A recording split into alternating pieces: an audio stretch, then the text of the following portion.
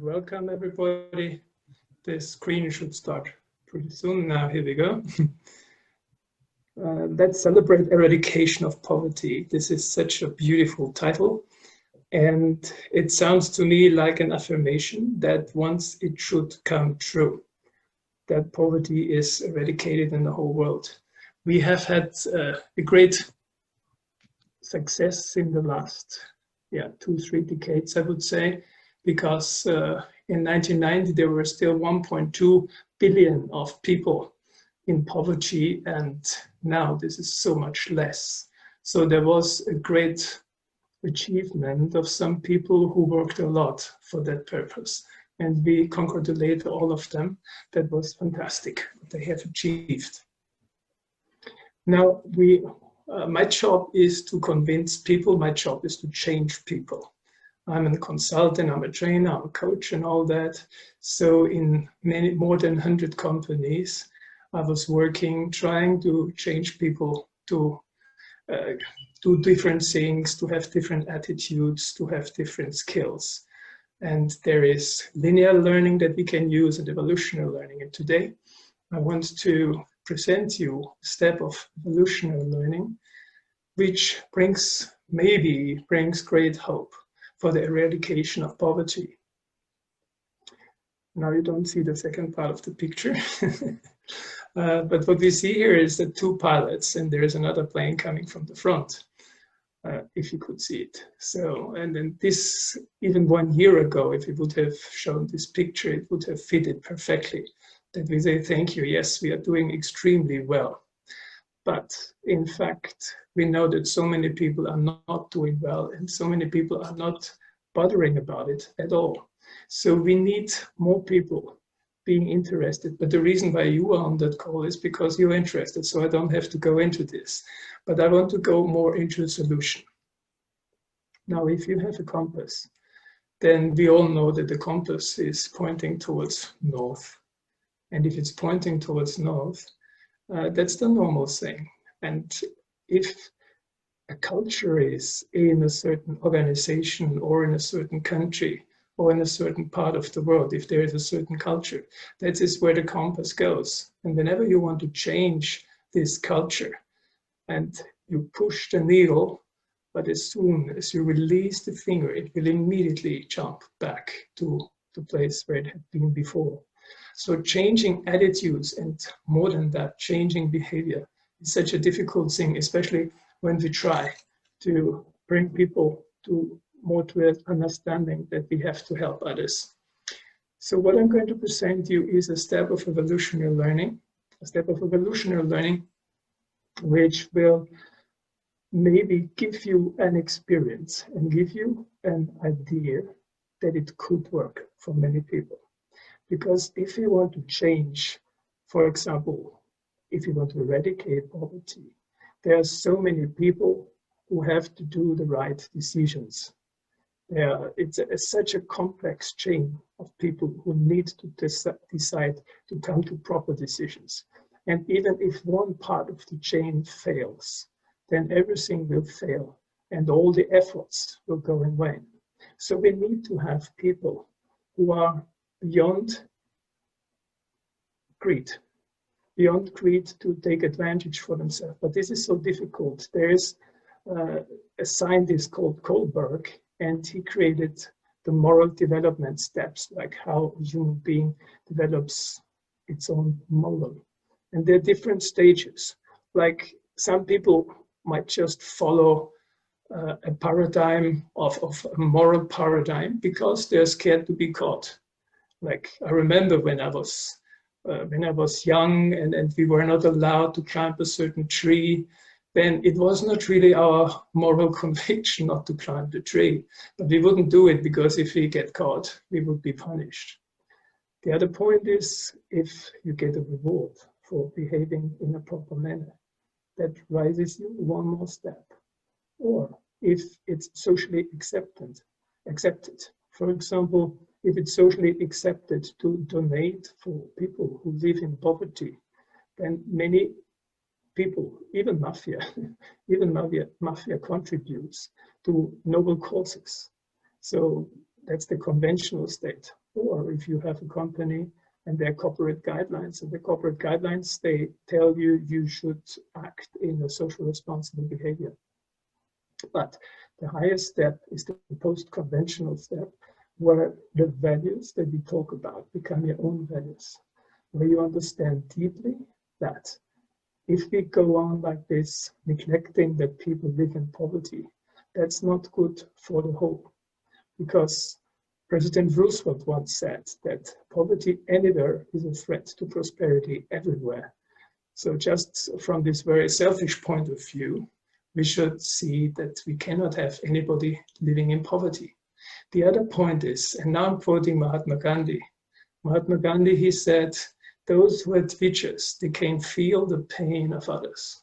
That means those who are twice born, that means those who have come really to a higher understanding, to a higher consciousness.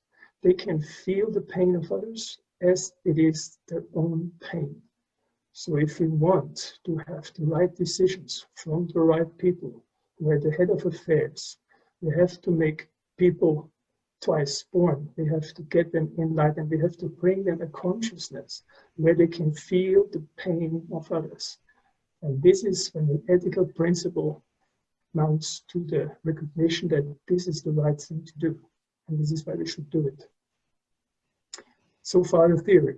We once did, not too long ago, it was started by the European Union, a research which is called Response.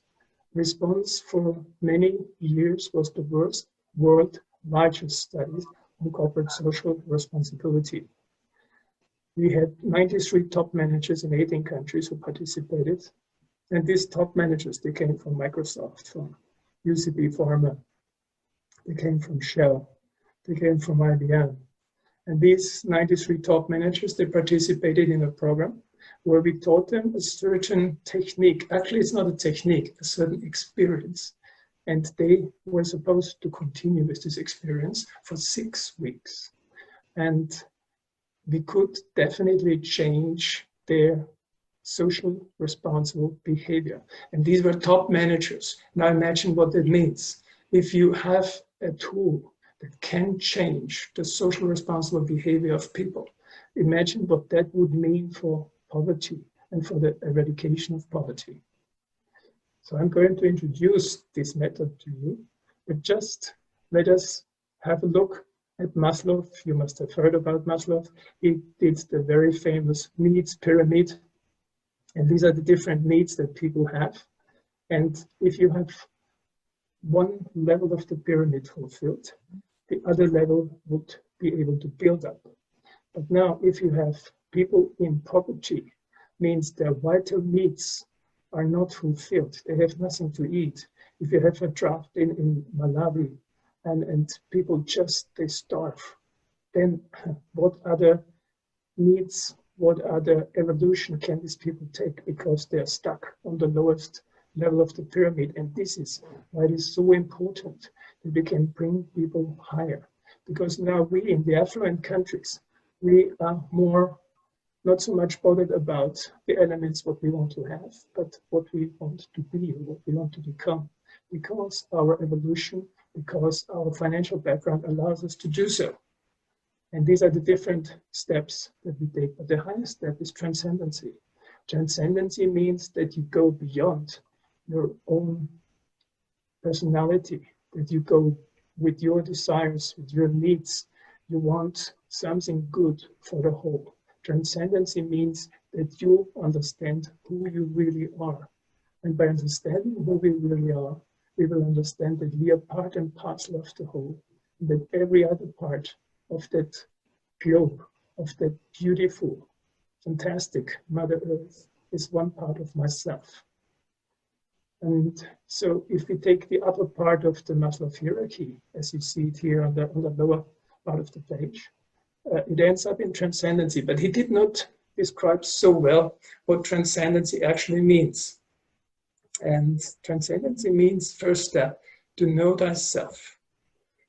To know thyself means to understand who we really are. And once we know who we are, to master ourselves. Doesn't help to know that I'm a drug addict. I should have the power to stop it. So to master ourselves. And the next step is collective consciousness, as described by Carl Gustav Jung, the great psychologist, who said collective consciousness is it's a state where we feel all the others and where we feel first of all, the collective memory of mankind, but more than that, we feel the archetypical qualities. We feel the archetypical qualities that are within us.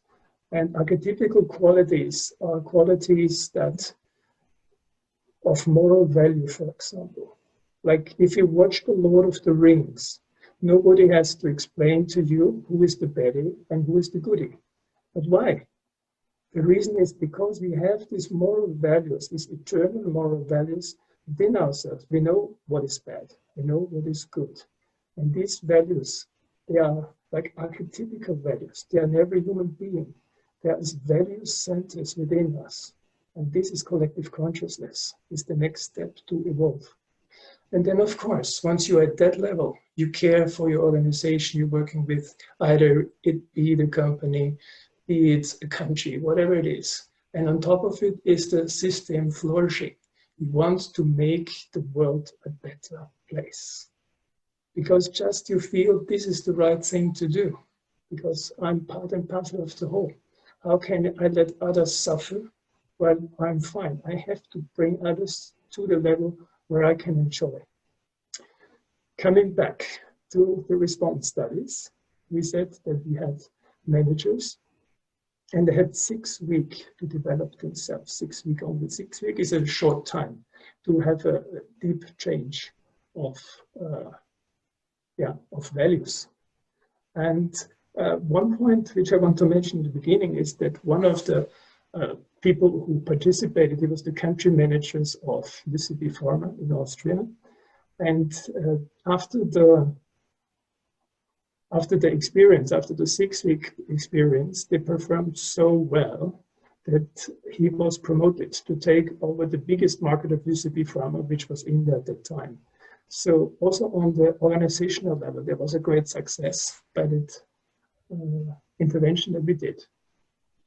So what was the result of their experiences? The result was that after and before they were put into decision dilemmas. One decision dilemma was whether they would take decisions which are good for social welfare or for economical growth. And they had a tendency, much more as you can see, at 93% probability to take decisions which are good for social welfare. I mean, we are talking about top managers of Microsoft, of Shell, and so on, of the big Johnnies, as you want to say. Yeah, they changed in that way. Or whether they favor external decision constituents or internal, means internal constituents would be if it's good for your own company, external if it's good for other people too. So 90% probability. Or if it has a positive impact, the decision that we take on natural environment, 83% probability. Or if the decisions that are being taken are reflecting compassion and care, 97%. So versus reputation and profit oriented. So what I'm going to show you, what I hope that we can make this experience together, showed great results on top managers. It showed great results on people that I'm training in person. I see it every day. And I hope that you can benefit from it. And I hope that many people can benefit from it and that you will go on mastering that within yourself so that at some point we will be able to eradicate poverty.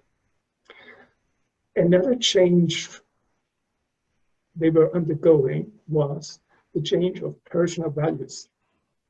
Like they were much more aware that their decisions have to be responsible or forgiving. Imagine it's 99.9% means from 1,000 people who are tested, the probability that people are not more forgiving is only for one person. It is a lot. Or to preserve my public image, 95%, a world of beauty, 99%, wisdom, unity with nature, or inner harmony. These were value changes that these people, these top managers, had within 6 weeks. And of course, they felt better. And not only better, they felt much better because also their emotional traits were being measured. And they had more fearlessness, like 98%, decrease of anger, happiness, decrease of feeling nervous, they felt more inspired, decrease of feeling upset, decrease of fatigue, decrease of sadness. So this is what people can expect. It does not only help those people who are at the head of affairs, but it might also help, and we know it, it does help people who live in poverty to go through that situation unharmed. Now, what is the experience? Let us first look into our nervous system, some neurology, some basics of it. We have our nervous system, which is, we follow the left string, which is peripheral, the autonomic, and the sympathetic and the parasympathetic. And on the way up, there are different stops we can take. And in medicine, we know at the lowest end of the spine, there are these plexus rectalis, digitalis, and so on and on. Then there is another plexus, which is right here. There's another plexus, which is in the stomach.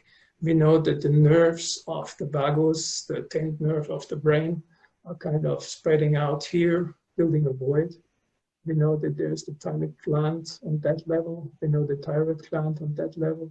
We know the chiasma opticum on that level. This is where the nerves of the optical nerves cross each other. And we know that there's the limbic area on top of the head, which is the thalamus, hypothalamus, all kind of very important amygdala, all kind of very important centers, which are responsible, like the limbic area acts like interface between soma and psyche and soma. It is, the homeostasis is created here, like the balance, you could say the body balance, and so many other things. So this is the most important center we have in the brain, we can say. And this is the limbic area. Now, if you see this, this is purely medicine. This is purely medical. But now, if we go back, there is a science of thousands of years, where people in India and elsewhere in the world have meditated, and through their own meditative experience, they found out these value centers, which are pretty much identical with the nervous plexus that we just saw before, which we know from medicine. And this is the science, which is a few thousand years old. So they must have known it, and they knew by their own introspection. And what they have learned by their own introspection is that there is a left side. And now these channels on the left and right, we can say, are the channels of the sympathetic nervous system and the right side. And that these value centers, you have the eternal child. And now I want to go into the experience part with you, if you want to follow. I don't want to give a speech, although I'm talking too much. But maybe you want to hear something, so I'm talking. But actually, let us go more into an experience part. If you just stretch your hands the way that this meditator here does, if you just stretch out your hands, and I direct your attention now to this value centers, like on the very lowest end of the spine. This is the eternal child within you. This is whatever makes you innocent, whatever gives you joy, bubbling joy. And there is the center. Now put your attention to this place. And now the next point is this energy, which I haven't described yet. It's a transformational energy, which those scientists of 1,000 years ago found out exists. A transformational energy that rests in the sacrum bone, waiting to connect us, to bring us to a higher consciousness. Now, this is the principle of creation, which is sitting in this center. Now let's put the attention here. And we can even put our hand there. Maybe with the right hand, we put it on the left side.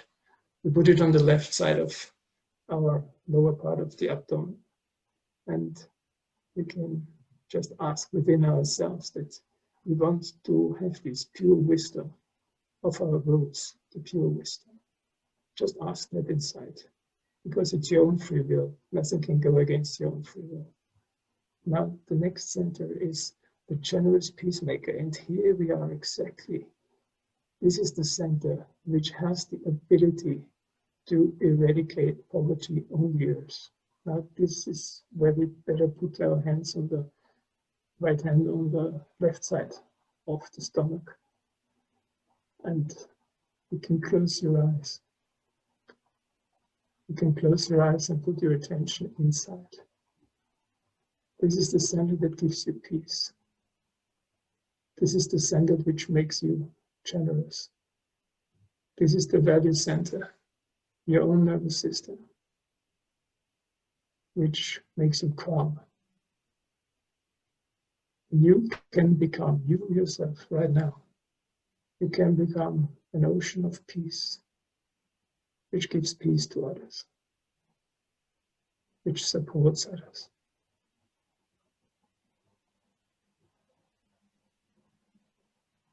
Now we go a bit high. Or let's stay there. Let's stay there. Let's stay there. This is the benevolent leader, and this is a quality within you which allows you to master yourself. As we have seen mastery on the piano, mastery on the violin, so there is mastery of ourselves. And let us ask for this mastery. And let us say at this point, I am my own master. I know I have everything inside, all the values, all the powers I have inside. I am my own master. Fantastic. Now we go one step higher, which is the heart. And if I ask you, where is the spirit? Many people immediately, they put their hands on the heart. So let's do that. Let's put the right hand on the heart. And the spirit within us is something which we cannot prove unless the spirit comes into our nervous system, unless we can experience. So the spirit is eternity within. The spirit is the reflection of the cosmos. This all-pervading power which is there reflects like a mirror in our heart. And this is what we really are. And if now, with closed eyes, you want to say, I am the spirit. I am the spirit. And if the left hand is stretched out, you might feel that in the left hand, there's kind of a breeze coming into your left hand, which is an answer, as the spirit moves like the wind, like the ruach. I am the spirit. This is very important. I am the spirit. Identify with your true self. Don't be satisfied with things that are less. I am the spirit. Now, we go on. We have on the right hand side, we have the virtuous ruler and something very important, where the thymic gland is, the courageous warrior. From here, our antibodies are developed. So let's put the hand to the center of our sternum bone. And keep a deep breath. Take a deep breath and keep your deep breath for a while. And stretch your body, stretch your spine that you are straight.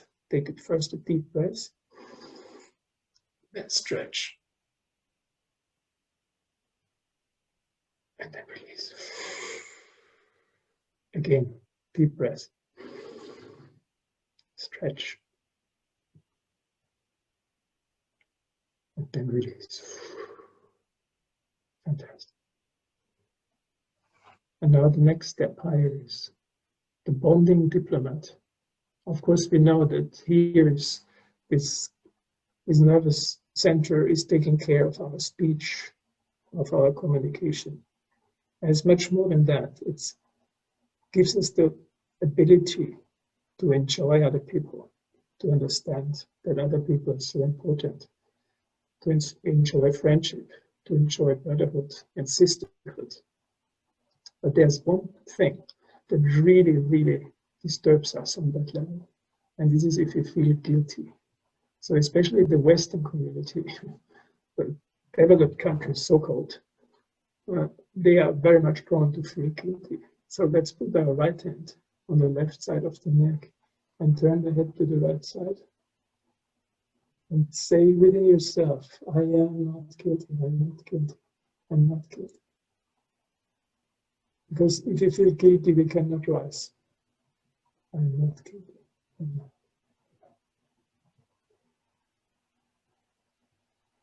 Very good. Now next step is, now we're almost there, it's the modest champion. And we see that this is the moment where this energy that comes, this transformational energy, moves through this center. And at that level, it stops our thoughts. And this is the moment when we become free. Because usually we are not free. We cannot stop thinking. If I tell you now, stop thinking, it would be difficult unless this center opens. And in order to make this center open, we have to use the strongest weapon that we have. And this is forgiveness. So if you put your hand across your forehead, and if you say, I forgive, I forgive, I forgive everybody. Let go of all anger. Do not allow people who have harmed you to remain in your head. Free yourself. I forgive, I forgive. Let go of it. I forgive. If you forgive, then we all are forgiven. And now the last step. This is on top of our head. And this is the enlightened leader.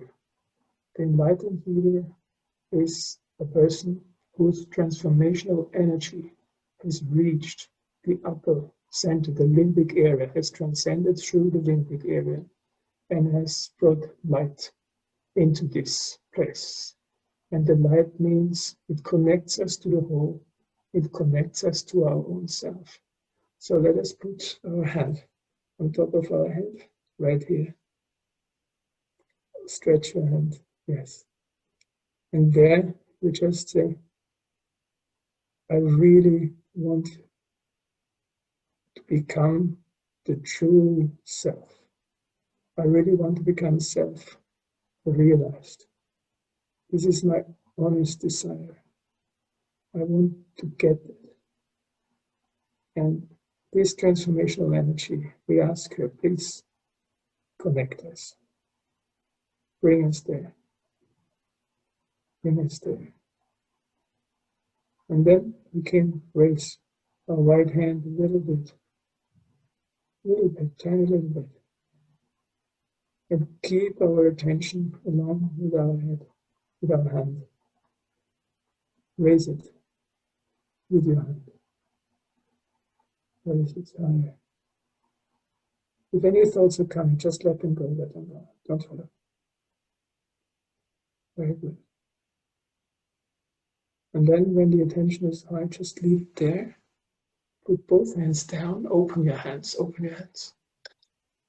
But keep your attention on top of your head. Keep your attention on top of your head.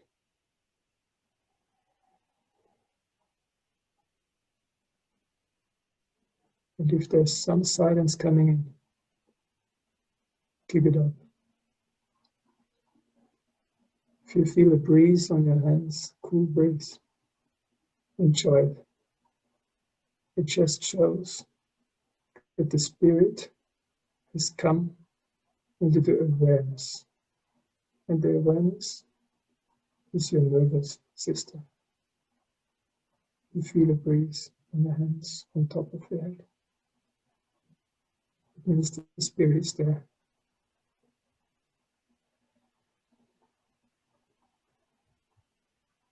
Just stay in that. I explain a little bit more and then we can go back to this beautiful experience. Just keep it up. Don't leave it. But I keep explaining a few more minutes.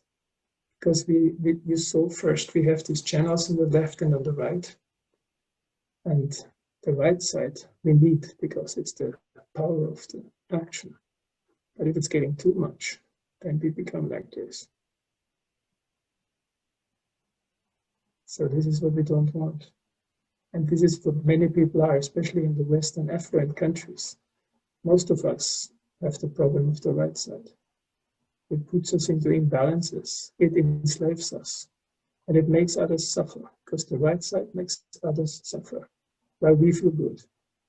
It's different if the left side is too much. If we have too much of the left side of the sympathetic, then we have a tendency to be distressed, to be like sad, to be anxious, to be greedy, or to be just idiotic.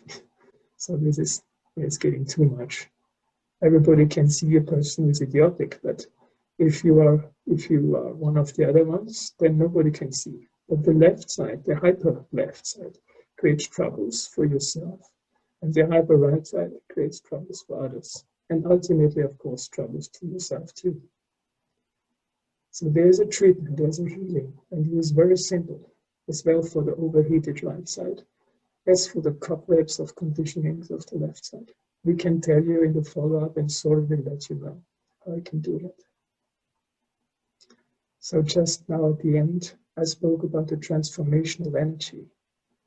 And what is this? We're talking about the life force. And this is a beautiful print of William Blake, an English poet and painter.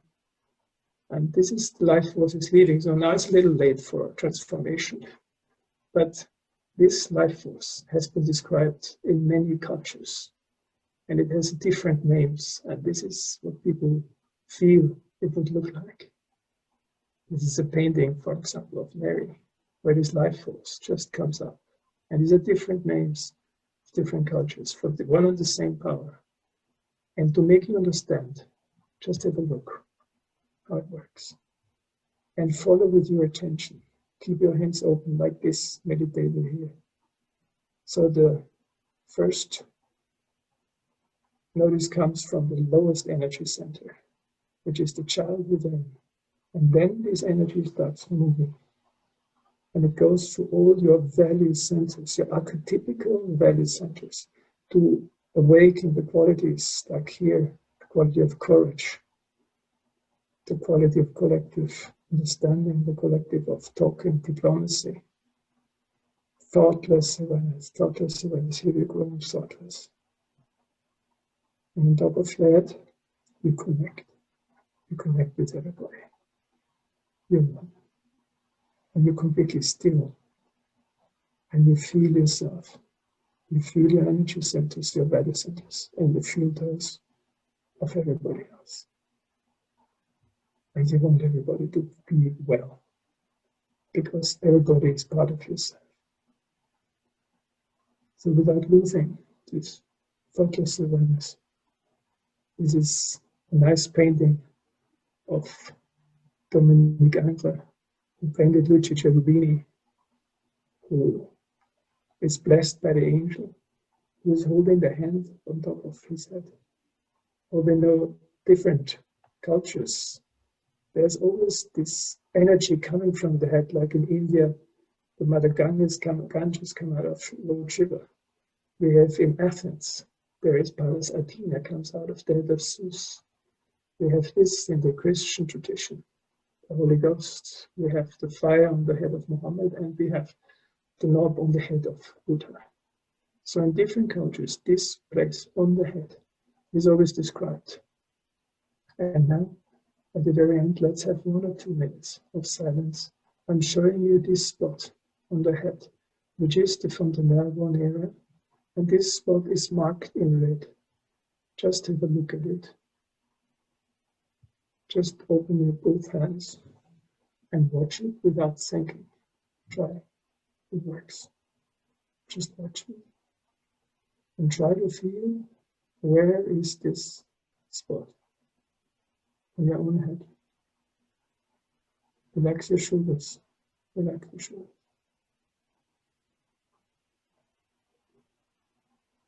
Relax your forehead. Close your eyes. For 1 or 2 minutes, let's stay there. 1 or 2 minutes. 1 or 2.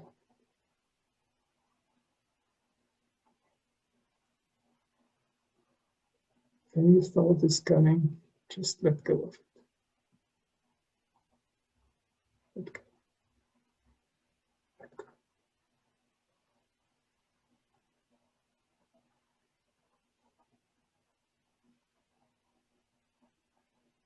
And now again, put your right hand on top of your head.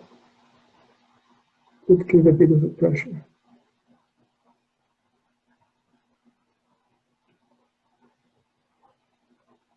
Now you raise your right hand slowly.